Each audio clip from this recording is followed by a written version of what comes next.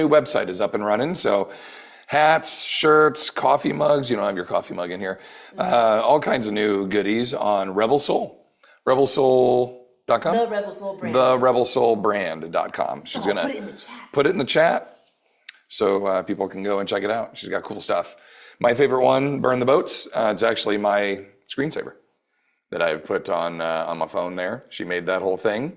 And that is, you were completely committed. The Vikings would land and they would burn their boats. They were committed to this environment and the fight and the pursuit. No option of retrieval. No retreat. Yep, no retreat. We are committed. Your phrase of courage. That's right. Yeah. That's right. Okie doke.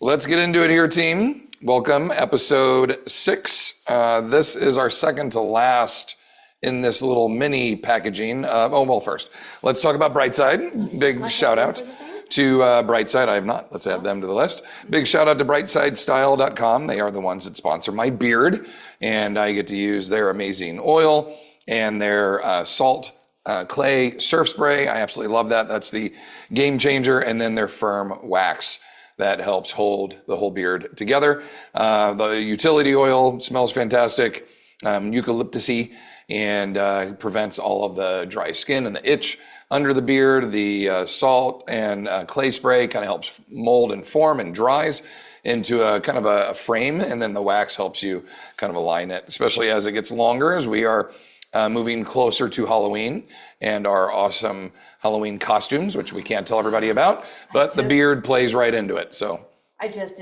was working on a newsletter for October and put in not what it was, but was like, yo, we've been working on these, and by we mean my mom. Yep. Has been working on these for months. They are going to be. It's going to be cool.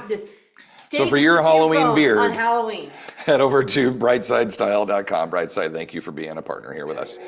All right, so this is a continued effort here on our, let's see, we're on our 4th. Is this our 4th or 3rd? No, this is the 3rd. 3rd Monday of the month. And is it the 4th? Hell, I don't know.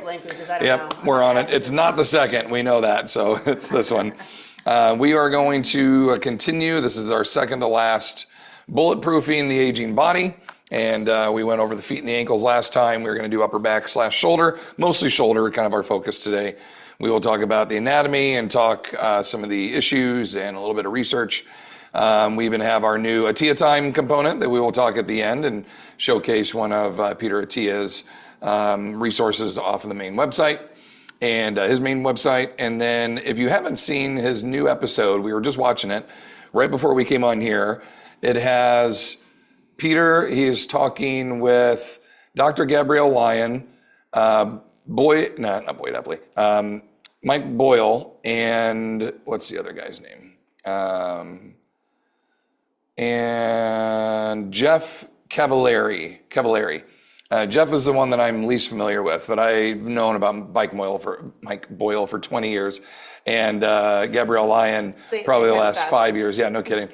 Fantastic so far. I'm about halfway through it, and they're having great discussions. So head over there, check that out, and it's on his YouTube page as well. He's such a great resource, and I love the membership in there because of all the notes, and we'll show you some of those towards the end. All right, let's get the anatomy out of the way here really quick. We're going to dive in looking at supraspinatus, the infraspinatus, the teres minor, and the subscapularis. These are your 4 rotator cuffs. And there is a teres major as well. It's not part of the rotator cuff, but it is a shoulder stabilizer. The cuff, C-U-F-F, cuff is the primary stabilizer of the joint along with the labrum that helps hold the shoulder together. Supra, meaning above, supraspinatus, infra, meaning below, infraspinatus. Good way to remember which one is on top, which one's on the bottom.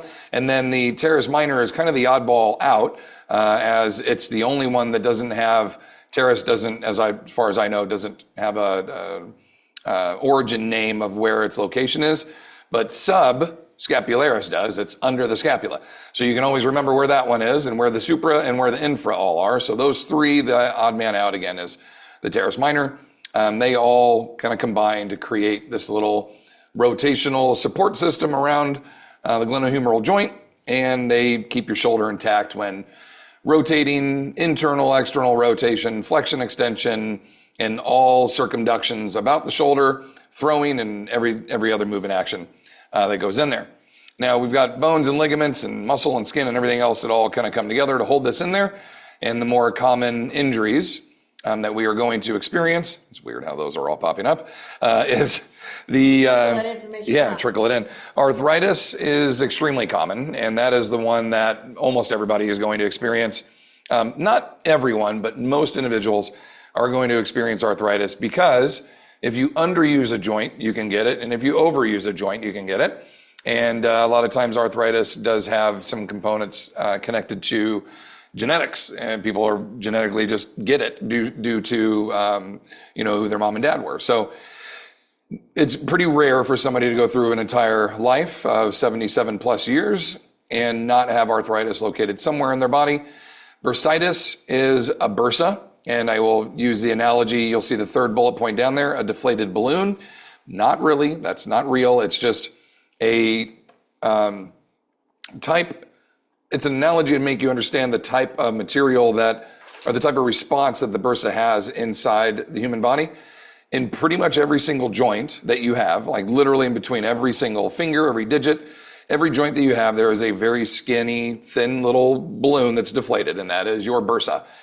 And if that bursa is stressed, or if the ligaments or the tendons around that joint are stressed and reached, the bursa is basically the air deployment bag inside your car. It's the crash bag that blows out. And the best example I can give you is when you sprain your ankle, you walk off a curb, your ankle rolls to 90 degrees, and within the next 90 seconds or so, you see your ankle go, and it starts to fill up. And where you could see your calcaneus and, the talus and the navicular and all the other bony part of the ankle, that all kind of goes away and it looks like a big softball.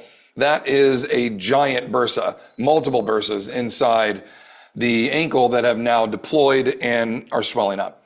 Well, this bursitis, I'll show you on the next slide, is located basically right under the acromioclavicular joint. And when that gets aggravated or stressed or moved into a full range of motion, I will give you an example of this in just a moment that we watched this weekend of two ladies in jiu-jitsu, who one experienced a nasty, very gnarly injury, and another in almost the same position experienced what we're talking about here. The bursa basically the joint gets pulled through a range of motion, and the bursa goes, deploy the airbags, blows up, and it helps try to stabilize the joint so no further damage is done. And as that also occurs, not bad, right? And at the same time, the rotator cuff is being placed under heavier stress because the ligaments are now elongated and stretched, so the musculature has to do more. Well, underneath, the labrum is now placed under greater stress because the bursa is deployed and the ligaments are all stretched and the musculatures around it are all, so everybody's doing more work than they're supposed to, which means greater injury can occur at that moment. And so when you roll an ankle, they don't just say, don't take your shoe off, leave the shoe on, then they tape it to give it more support, and then they send you back out there to keep moving, because the more movement you produce around a swollen bursa, the more fluid that it'll pump out of it, the more fluidity it'll produce to reduce in swelling. If you simply just don't move, it'll just stay really swollen and go from there. The labrum itself, there are common injuries like a Buford complex. That's unfortunately what I have, that I've now discovered in both of my shoulders, where about a third of your rotator cuff is not officially attached. And at some point, it has basically a seal, like on a cell phone or a new screen that you get, a little peeled thing. There's something there, but you can't really see it. And at some point that gets peeled off and it breaks away. And about a third of your rotator cuff, a third of your glenohumeral joint is now exposed and not protected by your labrum, and it can dislocate. As labrum injuries occur, basically that same thing happens. Your shoulder is now exposed to potential dislocation or subluxation based on whatever direction it's being pushed in. Mine, unfortunately, I'm going to demonstrate with my left arm, is when spooning with my wife at night, if I were to lay my arm under her, like so, this is how we used to sleep. And we would I was the big spoon, but then at some point I'd be like, oh, I'm hot. And I would go to move away, and as I would pull my arm out from under her head, my Buford complex on my right arm is a upper anterior tear. And so as I would move, my shoulder would sublux and pop out just from the pressure of trying to slide my arm out from under her head. And multiple times in the middle of the night, I would awaken to my shoulder not being in place and would have to remanipulate my shoulder, internal rotation and up, to put it back into position, or else it would have fully dislocated. And that is quite uncomfortable when that occurs. And you know it pretty much immediately as that happens. So labrum issues, as strong as you can make your shoulder, that is either going to be repaired or not repaired inside the shoulder joint. And you're going to have to trust a lot of your musculature around that joint to help support what the labrum no longer can. So sleeping can be troubling. Overhead pressing and or receiving weight overhead in that 180 degree position. The reason I say it like that is if you were to snatch a dumbbell or a kettlebell and receive that versus pressing it to overhead, either one of those can become issues. Simply stabilizing the joint, period, wherever it's at. And then I put on here weak flexion, meaning if I were to put my arms out in front of me, this is shoulder flexion, and then just push on my arm. Dan, if I turn my thumbs up, Dan can lay his body across my arms. I can hold him. When I go pronated, he just puts one finger, pushes my arm down, and goes right down. And that is my Buford complex along with a supraspinatus tear, full tear. And we'll show you about that in a moment, which is what I have. Along with 84% of the other people that have rotator cuff injuries, it is the most common rotator cuff of the four to tear because it is most anatomically vulnerable to the area. And you'll see again in the image in just a moment why. It's due to excessive repetitiveness, just use over and over and over again from benching and rowing and pressing and throwing and everything else that we do. And we have a couple of exercises which we will feature here in a moment to showcase to you how to protect the rotator cuff in general, but specifically the supraspinatus because of its vulnerabilities, okay? These images I like because they kind of show you on the top left a superficial musculature is on the outside aspects of the body. You can see the pectorals and the anterior deltoid, the clavicle and the sternum above, all the way down to the bicep, the two heads of the bicep, and the triceps kind of peeking in around the outside. And you actually see the lat coming up here just underneath in the skinny flesh. And then on the other side, you get a little bit deeper and you can see subscapularis, under the scapula. And there's the teres minor and the two heads of the bicep and coracobrachialis as well, all the additional shoulder flexors that add in there. And then your traps, your upper and middle fibers and lats and rhomboids and everything else that help wrap along with posterior delt, etc. As we talk a lot about the shoulder, go ahead. I had a question. Yeah, fire away. That subscapularis. Yep. Is it recruited while bench pressing? Yes, it's a stabilizer to maintain scapular stability while pressing. All rotator cuffs are active when the shoulder isn't at play. And the only time it's not is when you are passive. So if you're sleeping or sitting like I am now with my arms at rest, all rotator cuff muscles would be disengaged. But when specifically tucking your shoulder blades and elevating your sternum to create that platform to bench, all four rotators are at high intensity while you move through that range for sure. If you are an avid bencher, Yep. Does that subscapularis become quite tight? No, the lat does and the pec minor does. The lat Never is, mind. yeah, what I think you're envisioning this as your pec major. Or your pec minor is what you were thinking, which is under this guy? Yes. Yeah. And then along with that would be your lat coming up, and your lat is what internally rotates you. This is how bright I am. I missed the whole ribs cut away, how that was put in front of the ribs. Gotcha. Yeah. And I was like, Yeah. whoa, what an image. Like, Well, I did kind of explain it like this was the like, front end and right underneath it. Yeah, But I can see what you're saying. Like in a lot of the images, when the I wish it pec was the one of pec minor. when the pec major is not here, the minor is right underneath it. It looks just like this. It looks just like the subscapularis. It goes and it loops back around to the head of the humerus. Yeah, Right? and it's to the coracoid process, but it only attaches to like 2 or 3 ribs at the top. It's actually quite small compared to the pec major, which is why it's the minor, But big, very important in the shoulder. But I know where you were going with this. You were thinking of your internal rotation of your shoulder. Yes. That's from your years of lats and benching. The lat is quite involved when you bench press, and a lot of people don't recognize that your lat, off the crest of your hip, the iliac crest of your hip, your lat originates in this wide base, and it kind of tapers up into this point that inserts right underneath your armpit into the front aspect of the humerus. And so when you're in this flexing position of pulling down, your lat is doing all that movement down, and then it also internally rotates. So when you're benching and you're trying to manipulate your elbows and drift, your lat is heavily engaged to hold you in that position while you're driving horizontally. With the lat engaged, basically the lat's like, I got you, scapula, and it's like pulling you down right into position, and then the pushers are pushing that way. And so the lat's job is just to hold everything in place, so it gets a lot of development. It gets a lot, because when you're benching lots of reps with that, the lat has to equal the stress you're placing through here, or else it would give, and your shoulders would just flare out. So the lat, the rhomboid, the subscapularis, like all of them are tucking those shoulder blades in, and they're holding them there, while the pecs and the triceps are now like, okay, let me do my bench press. So when you think of like heavy internal rotation on somebody and you're like, they bench and do pull-ups too much, that combo of the two, even though you're like, it's chest and back, they're actually both, because of the insertion point of the lat and the insertion of the pec. The more development of both of those, the more internal rotation you get. So then, you know how we do 3-to-1 or so Yep.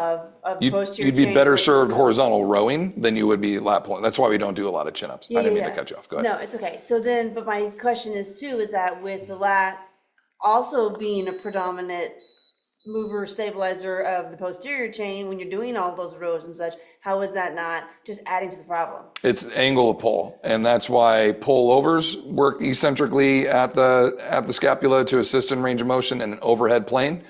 Why we don't do a lot of pronated pull downs. We really don't do any at all. If we were going to, it would be with a neutral grip, because you're internally rotating, reducing stress at the lat, or stretch, I would say, on the lat. And then if you go to a full supinated grip when you're doing your pull downs, the lat still heavily engaged, but the rhomboids are going to do more.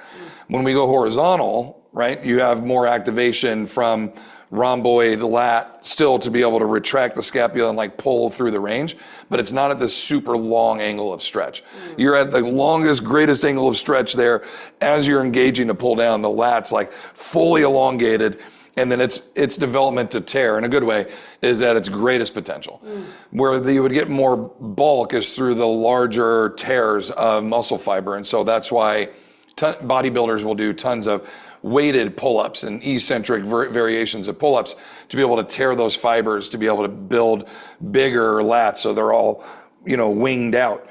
Where if you really wanted like an equal pec to back, you would want to horizontally push and horizontally row, like our EDT variations that we do.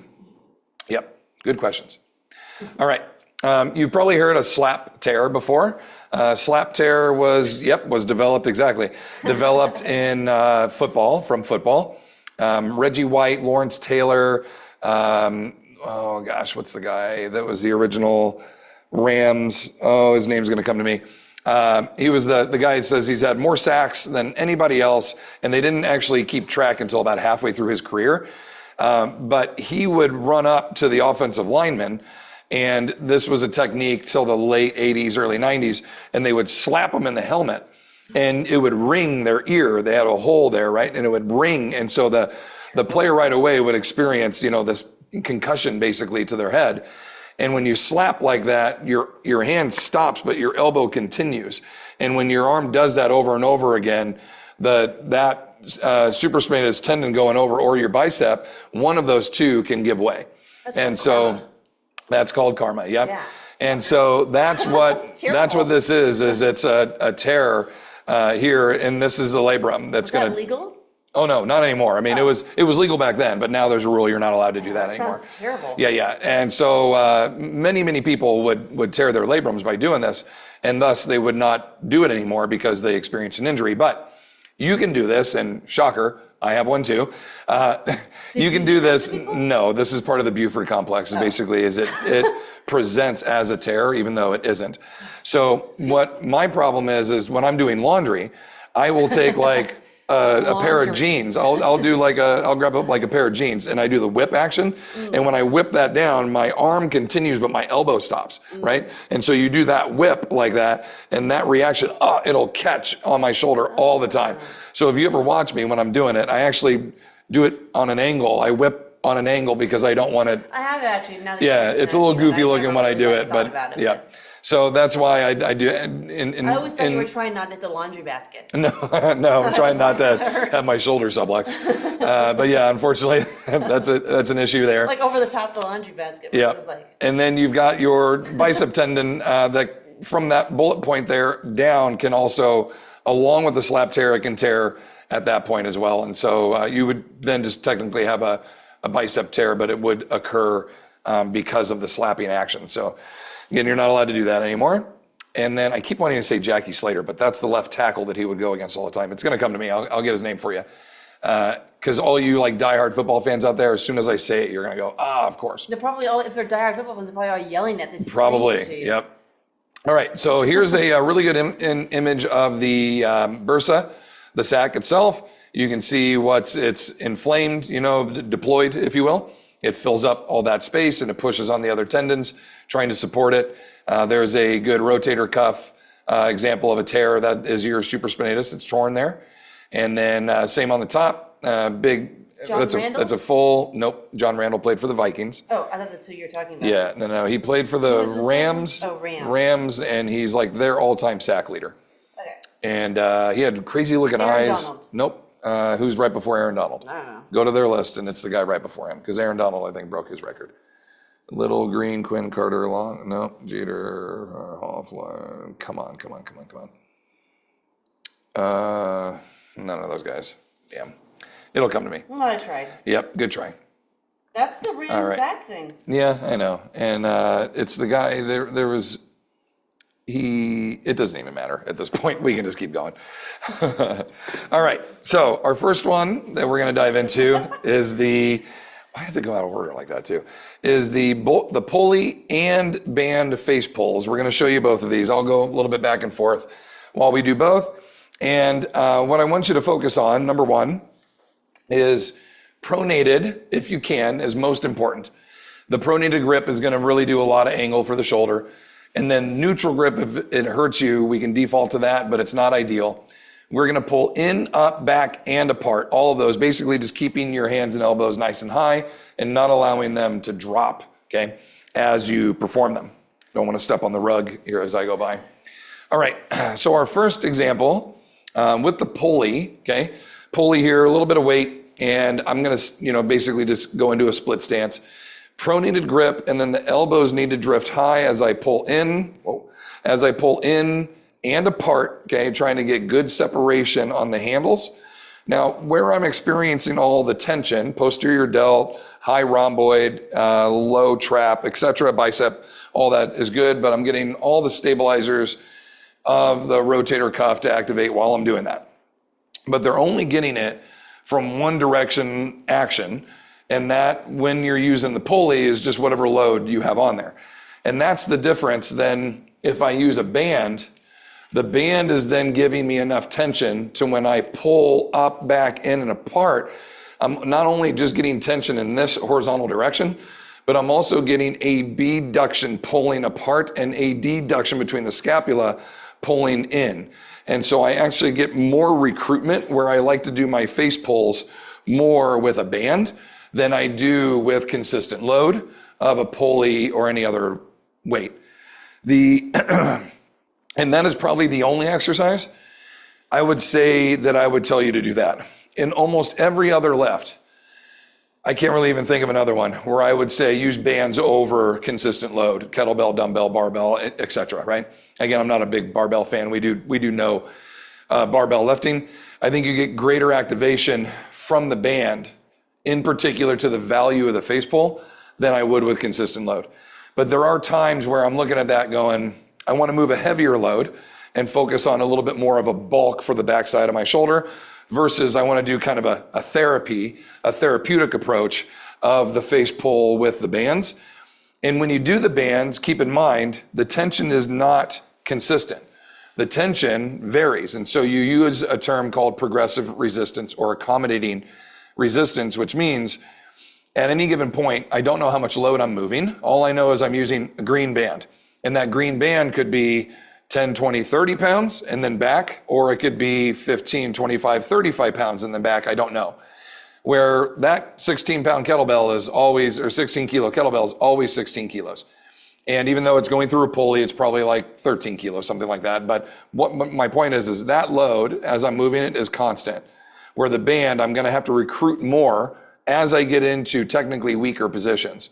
So the bands need to accommodate from pretty light to heavy, not from heavy to real heavy, or else you won't be able to hit the right positions, okay? So that's where there's some give and take between what implement we're going to use. Now, we talked about hand path and hand placement. When I do a high hand position, and this is a cheat you'll see when people start to get tired, they'll drop their arms down, let their hands go forward, and then they'll bring them up and they'll pull. And so they're kind of doing like this circle, like a rowboat action. And the reason for that is the eccentric engagement of the posterior chain of the shoulder, basically your posterior delt, high trap, high middle trap, and all the rotator cuffs that we're targeting, they fatigue really quickly.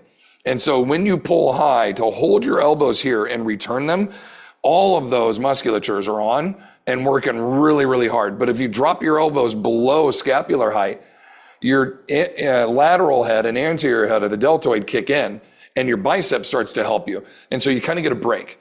And so it's a little bit of a cheat. And so you can look at that and go, do I want to cheat to be able to pull harder? Right? Cheat in a good way. Like I want to get a little recovery and then I can pull harder, and then a little recovery and then I can pull harder. Or do I want to keep constant eccentric tension? I would rather you go lighter load or lighter bands and keep your elbows high the whole time. Because then you're actually going to get the improved value of the eccentric return of the load. And that's the part that really gets you strong. Better than heavier load, uncontrolled. I would rather do a lighter load with high eccentric control. And that's probably the best return. My greatest lesson learning from Mike Israetel and Jonathan Mike and other like eccentric experts out there, Len Kravitz, et cetera, is they see the value in lighter loads with a higher eccentric return. And there's a mindset that you have to kind of put yourself into that says, I've got to be okay with this lighter load, and I have to be okay with manipulating this load at a slower velocity, and that can be tedious. There's a part of our mind that's like, I just want to get this done. I just want to crank out the 10 and be finished. I know somebody who likes to do that, who is just like, I don't like the tempoed workouts. I just want to go. I'd rather do more work. And it's like, Always. do you want to drive a shorter distance waiting in traffic, or drive a further distance and not have any traffic, but you have to go further, right? Like my mindset is like, I don't mind having to go out of my way to get more work, right? I don't mind. I want to move, and Keegan wants to move. In this case, it would be more beneficial for us to stay in traffic and do the more uncomfortable thing, because it's a shorter distance painful. and it gives you a greater return. Yeah. So instead of, sit through traffic for a mile rather than drive 3 miles. Drive 3 miles. Drive 3 miles. Every day. And this is not the best analogy because I'm actually with you. I'm like, I'd rather drive. But you get where I'm coming from. Okay. Yes. It's more suffering to go through there. It's more suffering for sure. Builds All right. character. Again, I don't know why these popped up the way they came up, but we'll go into external rotations next. All right, mini band, no monies, one of my favorite. I got this from Dan and Frank owes me money. Great movie. I got this from Dan McLean, our physical therapist. And when I bring it up to him, he swears that he didn't teach it to me. And I'm like, you 100% did, Dan. I was present in the room when you did. It was not Tony. I know the difference between Tony and Dan. It was Dan. It was 100% Dan. When I said no monies, he looked at me like I called him Steve. He was like, what? Maybe he calls What the did you house. get? No, they are called no monies. He taught them to me. I think that you went he's like, having "I a have full, no money." he's having a full mental breakdown that he does not remember this. So I'm going to teach you the no money today. fella. But I'll also show you external rotations on a band, et cetera. And so here's the thing. Band external rotations is like the oldest physical therapy exercise in the book. And it's fine. Does it do a ton of good? Sure. Do you want me to hold a band right here so you can show Are there, I'll show in a second. Are there better ways to do this? Absolutely. And by better, I mean like, Not so boring? not so boring. It's really boring. It's so boring to do this, but it does work. So it's worth showcasing it and teaching it to you, okay? So we'll use the towel here in a moment. This is my favorite one, and maybe Key, you don't mind doing the one where we lay down, is the no money, okay? Your fingers go through the band, your thumbs stay out, and you are gonna supinate as much as you can. And elbow-wise, we wanna place the elbows just behind the rib cage if we can, and then retract our shoulders and pull our hands apart all at the same time. And that is you going, I got no money. I got no money, which is what I specifically remember Dan doing while we did this. So Dan, if you're watching this, how could you forget this? This was like the kickoff of our bromance. It was not. Anyhow, so that's your no money. Okay, now here's a couple of cheats when you do the no money. Your elbows can move around and you cannot retract your shoulder blades as much. But if you lay on the floor and do this or stand against the wall, you can basically pin your elbows to the ground.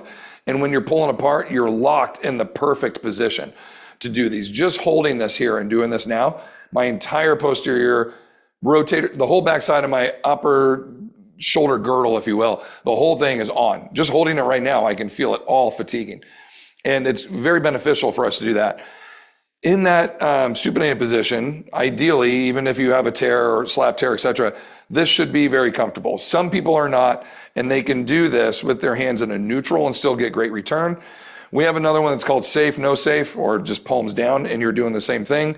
As you pull apart, not as much. It's more infraspinatus and subscapular, so you're getting a little bit less supraspinatus activation, which again is the one that we're trying to target the most. Again, due to vulnerabilities of the angle of pull, that one is going to be, pretty exposed most of the time. Okay, so that's your best, in my opinion, external rotator cuff stabilizing exercise. The next are going to be these guys. We've got our little orange band. This is, again, one of my favorite bands out there. It doesn't matter who you get it from. It's the 1/4-inch band, just because you can do so much with it. You can double it over and hook it under your feet and do hinges. You can pretty much do everything. I take one of these with me every time I travel. Taking my towel, and I'm going to squeeze that under my rib cage here against just the inside of my humerus. Which is quite funny. And then I'm going to externally rotate. Thanks, babe. I'm going to externally rotate here. And what's the towel for? It's just a reminder to pull in, and it gives you a pivot point to work about the fulcrum at the arm. Because without it, you can start doing like lateral flies when you start to fatigue, and you just want to have something to squeeze under your arm as you're doing your external rotations. Now, what is the negative to this? Just like we talked about, it's accommodating resistance. It's a progressive load. So again, I don't know how hard it is. I don't know how heavy it is. Maybe I use the same band and I put markers on the ground so I know how far I can gauge something. Oh, I stood at a 1, now I'm standing at a 2. I've progressed to a 3 using the same band. I'm getting stronger, something like that. I would rather use some type of load to help me with this. And now we go to the flywheel. The flywheel has keyload wheels that you can use. This is an expensive piece of equipment, but it does a really good job. And it allows you to work a different distance here and a continued consistent tension that you can work with here. Where's your towel, Chief? Yeah, got my towel that I would normally have there. So that's the first one, right? And then your second one, you'll see a lot of baseball players, pitchers, javelin throwers, etc., doing this one. Okay, this is one of my favorites, and just part of my regular routine that I do for my shoulder is about 10 internal, external rotators, and then 10 of the overhead ones while squeezing in here. Okay, and kind of working, pushing the back of the hand out, and then controlling it back in. Now, what's the difference between a flywheel and a consistent load? Like if you said, oh, just put whatever this was, let's call that 10 pounds. Put 10 pounds on here on the pulley and let me do it with a cable pulley. The cable pulley, if you have 10 pounds on it, that 10 pounds has no momentum pulling back. It's just a dead load sitting there. What the flywheel does is like a tether ball. When the tether ball, you guys know a tether ball, like a ball tied to a string and it's on a post and you smack it, right? More slap tears, probably that's where I got it from. Okay, and it goes around like that, right? And so there's your tether ball, okay, as it goes. So what the flywheel does is it takes that momentum and it gathers it. So you've created momentum and you've pulled right out against the wheel. The wheel creates momentum, it wheels up, and then it's connected to that strap and it keeps the momentum spinning and it pulls back in whatever you applied. So if I pull with 10 pounds, it's returning 10 pounds. It's not just gonna pull and then sit there and go, do you want to lower this weight? It created momentum. It's created a spinning wheel. It's a force, if you will, a torqued force that has now created momentum, and that momentum is ready to wheel that strap back in. And if I'm not ready, it's going to yank me and pull me in the direction what I just created. Here's the cool part about flywheels is that force that is going to pull back through the wheel can never be greater than what you can handle because you created it in the first place. So if you can pull with 100 pounds of force, you can learn to eccentrically slow down 100 pounds of force because you created it in the first place. But what we can do concentrically, we do not kinesthetically know how to eccentrically slow down yet. You have to learn how to do that. And that's where with the band, as soon as tension is applied, it's still pulling and you can still get eccentric return. But what I would have to do is externally rotate, step out, and then return under greater tension and step in. So I would be doing this the whole time, trying to simulate that. And again, I can't measure that. Here I can go 0.5 kilos, right? And I did a set of 20, and there's even a velocity reader hooked onto it that runs to an app that tells you how hard you're pulling it or how fast you're pulling it and how many watts you've put through it. And then you could look at that and go, well, my shoulder went from 8 watts to 12 watts to 20 watts or whatever you built it up to. And then eventually say, okay, I'm ready for the next wheel. Or I want to be able to create a greater force and then start to slow it down. Now, flywheels have come a long way. The original one was like $10,000. Then they were like $5,000. Now they're like $2,000, $1,500. Like they're becoming more affordable as more efficient versions of them are being built. And I think you'll start to see them a lot more in multiple gyms as we kind of progress into the future. We've also seen some air pressured boxes. I don't know exactly what we call them yet, but it's basically a box that holds air pressure. And so when you pull with a certain amount of pressure, the air pressure pulls back. So it's kind of creating the same thing, but again, it's set to a certain amount. It's not whatever force you apply. It's set to like 30 pounds, 40 pounds, 50 pounds, et cetera. And, can be manipulated from there. All right, and then you have a push-pull. This one is really fun. Actually, let's do the pivot point first. I'll go do both of these. The pivot point is basically a suspension strap with a kettlebell hanging off of it, and we're going to utilize the lever of the suspension strap with the lever of your arm as these two levers, these two fulcrums will work together to move a greater range of motion with a greater load. Your arm can be supported by another levered arm that will allow it to work through a range of motion it can't normally do. If that confused you, I'll show you what I mean in a moment. We can work through good leverages, and then you can eventually add bands to it to make the recruitment at the shoulder greater, even though the load doesn't necessarily change in your hand. And then we'll finish up with a push-pull because I want to be able to kind of describe that to you a little bit more before we wrap. The pivot point's my favorite. Yeah, Keegan does pivot points often, and the reason for that is her shoulder has some tenderness to it when it comes to snatches, clean and jerks, clean and presses, etc. So maybe every other workout, every third workout, she'll use the pivot point, and then on other days she'll snatch or she'll clean and press. It's really kind of the snatch that bothers you more than anything, right? I would probably say the press. The press, just pressing is what gets it? Yeah. I can get waves, like recruit other things. So the pronated hand grip position here is a key component. This is basically just a strap that I would put like an Olympic ring on, and I would do muscle ups or dips, that kind of thing. And instead of the ring being there, I put a kettlebell. So I've got 8 kilos on here. And then once the kettlebell is looped, I basically just walk up until it's kind of level with my chest, okay? And you can go with split stance, bilateral stance, whatever you want. And the goal here is as I would press out and lock my arm out, let's say that I can get to, 135 degrees, about right there, and my shoulder is then frozen, it doesn't go any further.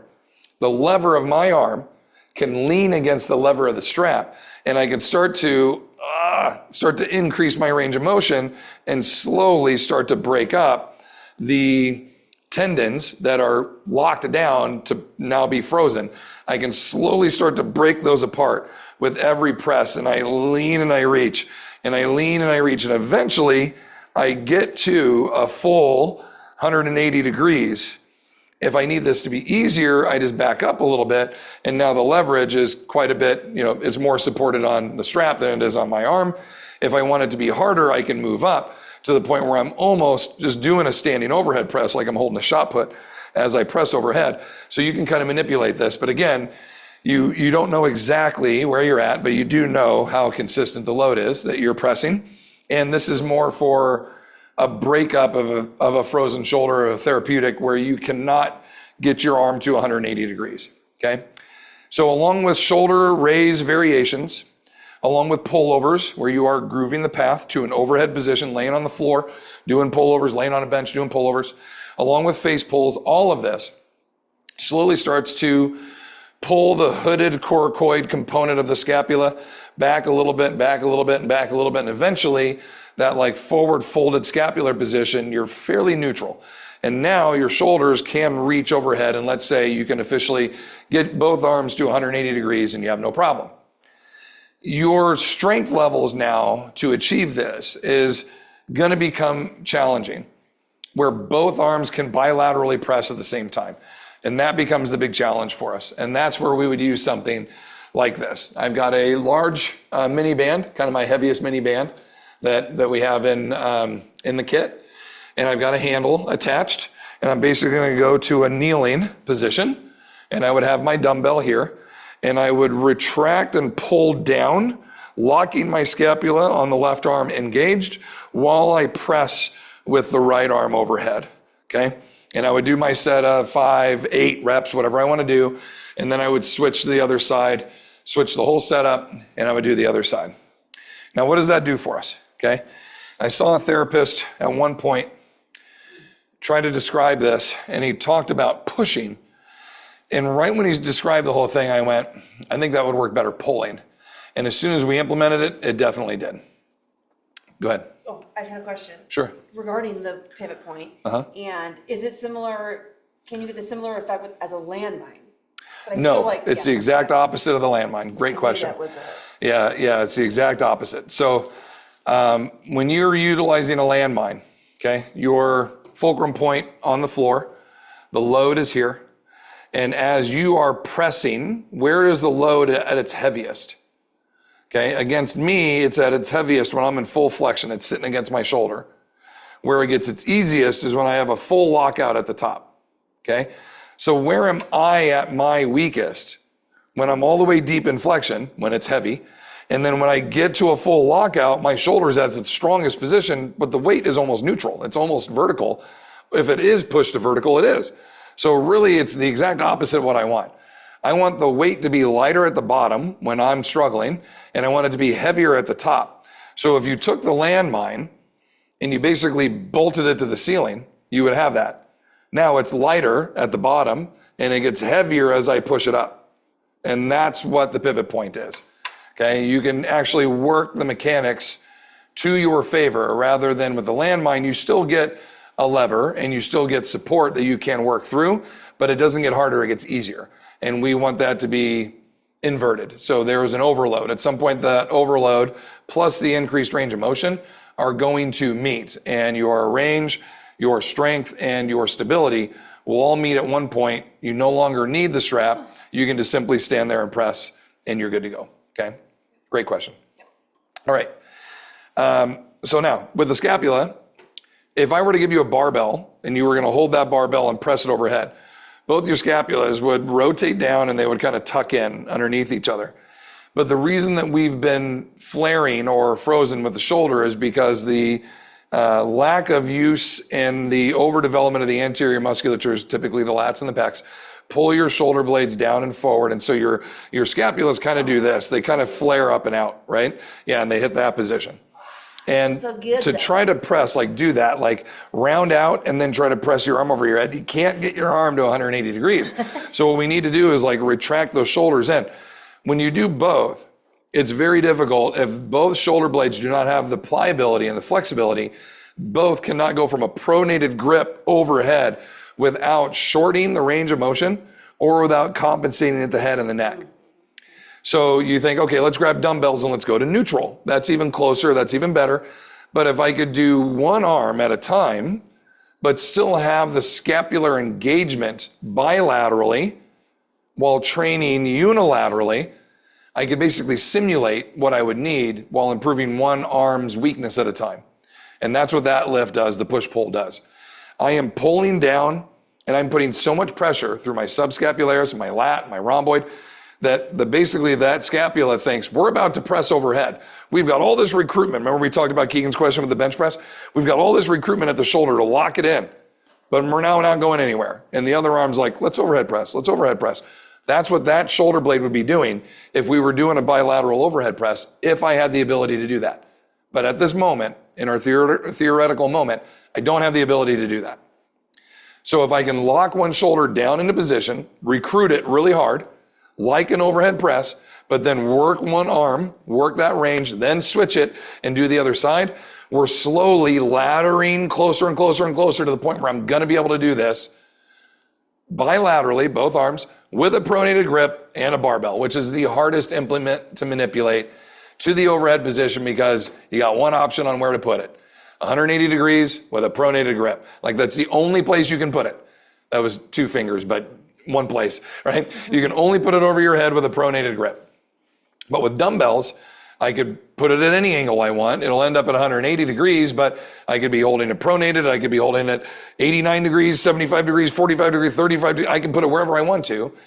And I can do one arm at a time versus both arms being stuck together with a barbell. So, yes, I know this always happens, right? This time of day. It makes me feel like I'm so entertaining. Get a little song and dance going here. Yeah, I get them too. I'm with you. So this gives you a little bit of a feel, a little bit of an idea of how to progress someone, because that's what I want to give you in these talks is what can I walk away from? What can I start to implement into this and go, I learned these things from Robert. I know I've got to start progressing my people. I just don't know what to do. Start with the face pulls, specifically with the bands. Work into your no monies. If you have the option to get into a flywheel or at least a towel under the armpit, external rotation type device, do that. And then working with the pivot points and the push pulls, like a little bit each week, you can slowly get to a point where someone will eventually be able to do one arm overhead and then hopefully, ideally, both arms overhead. And if you never get to a point where they can't barbell press or even just to do a dowel rod press over their head, I don't think you're doing them a disservice as long as each arm can get overhead. I think that's kind of the ultimate goal. And one of the big takeaways, I just heard Mike Boyle say it in that talk with Peter Attia here, is we don't really need barbells. Like the barbell fixes you in such a path where the implement can only be manipulated one way. If it's going to be clean, if it's going to be snatched, if it's going to be squatted, if it's going to be, there's so many other parts of our body that need to manipulate into different positions to accommodate. And that's where it's like a goblet squat is so much more efficient, in my opinion, than a back squat. But I cannot even come close to, I could probably at my strongest hold like 150-pound dumbbell at my heart, where I could put 550 on my back. Like it's just, there's no question that if you're really trying to do like maximal strength, barbells are needed, leg presses are needed, like these big weight moving implements are needed. But once you get to a point where it's like, that's not the goal anymore. And that's what Mike's point is like, my hockey players don't need to be able to leg press or back squat 500 pounds. They need to be able to move 225 really quickly over and over again for 60 minutes. And so it's like, what's the point of standing bilaterally in a sport where you're constantly split with your feet, unless you're the goalie? And why do I need one maximal effort or multiple submaximal efforts when really I'm just moving my body weight over and over and over again? So it's like, let's get strong, but also have good endurance. That's why you don't see a lot of hugely muscular hockey players. Even football players, the bigger linemen aren't huge muscly guys. They have lots of mass and they have lots of muscle, but they're not bodybuilder muscled, Like they have enough mass to counter the other large masses they're going to go against, but it's not for aesthetics. And that's where a 550 back squat, you're either trying to become a power lifter or an Olympic lifter or a shot putter or a sprinter or something where it's like, go, stop, and that's it. Or you're trying to tear so much muscle fiber that you become Mr. Olympia. Those are the goals of those styles of training. And when we're 45 and up and moms and dads and, our glory days of athletic performance are behind us, we don't Speak for yourself. We don't need that anymore. We can change. And that's where all these other implements come in. All right. So Peter, if you want to go watch this, this is on his page. There's a membership paywall, but there's also a basic version of it. I would say the whole thing is like I don't know, 90 minutes or so. And then the non-paid version is about 25 minutes, and he gives you some very good overviews. You can listen, you can watch all the ones that he has that go into this kind of detail. And these are the show notes. I just want to show you this. This is one page of, did I leave this up? No, I didn't. This is one page of like, I don't know, 30 that is going to show you his, it's too much work to go and find it, but this little section right here on the right, imagine 30 of those just stacked. That's from one show. That's from one show's notes. That should say shoulder health, sorry. That's from one show note. And he's got all these hyperlinks. Like, that's the value, in my opinion, is when I want to go back and do a presentation like this, where can I go pull information? I go to Peter, I go and find his presentation or his interview with whoever he did. And I know in the show notes, I'm going to find to the most recent research as of, November 22, when he interviewed this guy specifically about rotator cuffs. Here's, 45, 50 different research sites and studies that he has cited in here for me to go then access and be able to learn about. And so he's just a great funnel of material, not only from the expert he's speaking to, but from the show notes, better than any other show, any other product that I've ever seen, of putting everything in one place so you can learn. Man, it's great, okay? All right, we got a couple of minutes for some Q&A if anybody has any. I haven't seen anything pop up on the web, but if you have anything on YouTube. Kate just made a question that was, or not a question, she made a statement, saying that she loved the pivot point press, and she has lots of success with her clients with it, which I agree. Oh, very good. I had a question. Yeah. You know how when I lay on my back and I do my arms and I'm reaching and reaching and then reaching and then reaching and then do this, is that, it's a therapy that I was given by the physical therapist, but does that go hand in hand with this, or is that more for my chest? That's more of a... Because that does help relax and turn, that's one of the reasons why I do it. Yeah, so Keegan has a little bit of a routine she does. She's prone, face down, and the one where you're supine. Yeah. And you're doing, go through it again? You're on your back and you do... my knees are bent and my course, everything's tight, and then I go like this, and I'm reaching. She does 180. Reaching and reaching. So it's like an opposite bird dog, kind of think of it that way. She's on her back and she's reaching, elongating each arm to 180 degrees, and it's zero. And then this. And you're trying to do like a wall slide, but you're on the ground. Yeah, yep. And then trying to get him to touch, but your back has to be flat. See, I can touch him, no problem, but my back's all arched. I know, he just really stinks. He comes in here and he drops a bomb and then he walks away. The other day he legit did it. He walked over. Look at his tail. He's like the tail too. He like fans it. Oh man, you stink, dude. You need to get out of here. You just ruined this podcast. That was bad. Get him out of here. Yeah. Bro, that was terrible. Live. What are they feeding you? Live internet. Oh, goodness. Oh my gosh, it's getting worse. Maybe because we're fanning it now? Holy cow, it's burning my eyes. This is your dog. Look at him. He comes walking by. Yeah, we're watching on YouTube right now. And he just dropped it. And I go, oh. We just watched, we're a little delayed on YouTube. We just watched it. You see my face change. Oh man, he got us good. Why are dog farts so bad than human farts? I don't know. Like, is it because like... Look, there you go. Get them out of here. Get out of here, stinky. Are they like, maybe because their bacteria is different? Like, they have like their mouths are hotter and they kill the bacteria, but like their guts I don't know. Anytime I hear our dog fart, I know there's something terrible coming towards me. I've never heard him fart and be like, I don't smell anything. He has loud farts, and as soon as it happens, get out of there. It's not going to be good. But the funniest ones when he walks by you and it's like, he just does a little silent but deadly, and then he gets out of here. He's like, he runs. The other day he runs away. He walked over, farted, and did a whole circle. I swear, he's like my old college roommate is who he is. You know what I mean? Such a schmuck. Farts never not funny. It's pretty funny. Yeah. Anyhow, all right, we'll wrap it up here. Maybe we'll do another video one day to show you Keegan's prep work she does. But yes, that's to increase. You're trying to use gravity to assist you in pre-stretching your pecs, opening your sternum up a little bit, and then working through a range of motion. The other thing that you have going for you is you have a good lordotic curve of your back, but you have huge glutes. And so your large rump makes it, I love it. I mean, I'm a fan. It makes it very difficult for you to keep contact with your arms when you're sliding them up the wall when you have such a heavy curve in your back, force from your big glutes. If you had no butt, bend my knees laying on the ground. Correct. I can't have my legs straight. If you had no butt, you would be 2-3 inches closer to the ground, and the curvature of your back would be smaller. So if you all lay on the ground and slide your arms up and down, you're like this piece of cake. We'll excessively overarch your back now and then try it. It would be quite uncomfortable to do that.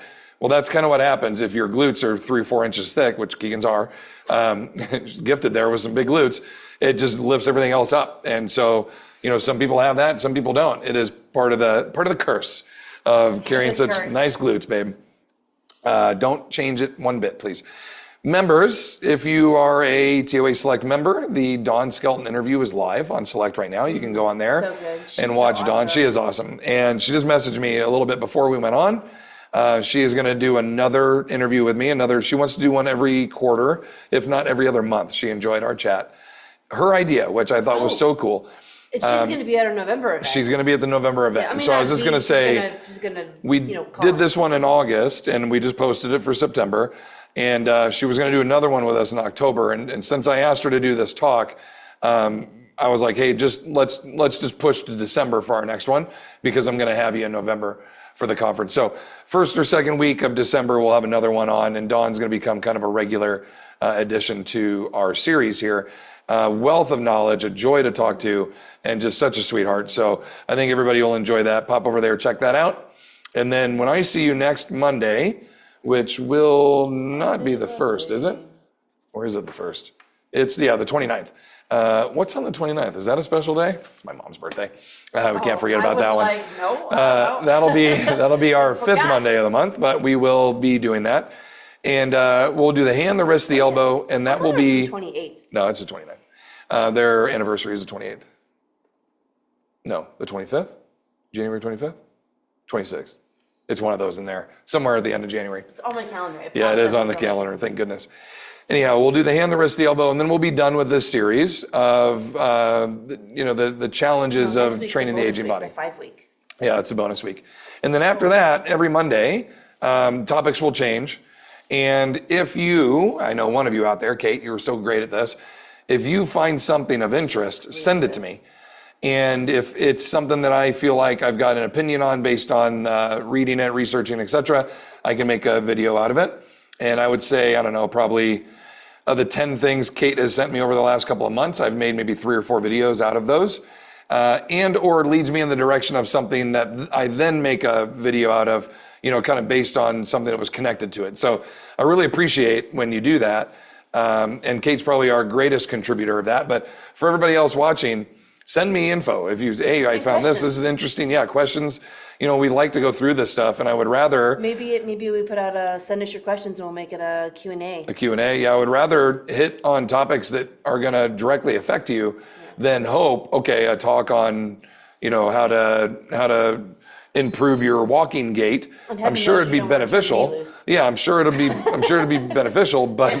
but I'd rather do something that directly affects you. So, boy, wheels are falling off over here. This is why you can't have a fifth Monday, because then I do really good. I was very quiet today. I did a very good job. You did a great job. I did not derail us, maybe once. A couple of times, like 10 times. My favorite part. I didn't speak 10 times. My favorite part is I look back there while I'm demoing, and like your face is half the screen. Yeah. And then you slid back. That was good. Yeah, you did a good job. I try not it's nice to have a pretty face. Going on. I have a terrible concentration face. I just did an interview with Katie Coles for Menopause, and I went back to watch. I'm like, I got to edit it and trim it, and the whole time I'm like, I know his face. The beard just naturally goes. I'm trying to. Well, I don't know if it frowns my face. It does. It frowns it. Look, see. Is that a frown? See, it looks frowny. I don't think it's frowny. It looks like. But my concentration face is like, what? You're like that. That's the face I'm looking. I'm like, why am I looking at her like that? You gotta always just be like this. I need to just. With wide eyes, look crazy. I've got a daughter that does that already. I need to learn a better resting, intrigued face. Not that you got your Grinch face on. Too much. Too much? Too much. No, maybe open it a little bit. I can't. I got to work on this. This will take practice. All right, YouTube. Select members, we're going to get out of here. We appreciate you all. Hope you enjoyed it. comments, questions, hit us up down below. If not, please continue to fight your good fight against sarcopenia. Thank you for being here. And we look forward to seeing you next time. Until then, Continue to fight your good fight against sarcopenia.